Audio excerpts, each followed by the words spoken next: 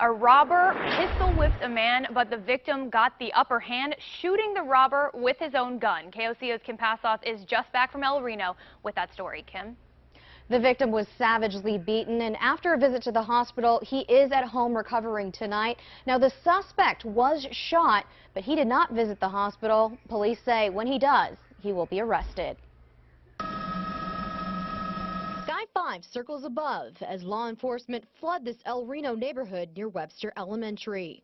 Officers are on the hunt for this man, Jake Blurton. Just in shock, because we worked at Arby's together years ago, and I thought he was a friend, and he wasn't. Battered, bruised, and bleeding, Jay Jones spoke to us about what happened. He says his former friend asked for a ride, but when he got in his car, he pulled out a gun. He thought today was my payday, and he wanted my money. Jones says Blurton put the gun to his head. After driving around for a half hour, he decided to fight back. He threatened my wife, said he was going to kill her and everything, and after he said that, that's when I wrestled around for the gun. Jones says the gun went off and Blurton was hit in the upper right thigh. But Blurton took off, sparking this massive manhunt. And Blurton is considered armed and dangerous. If you do see him, call the El Reno police. Live in the newsroom, Kim Passoff, KOCO 5 News.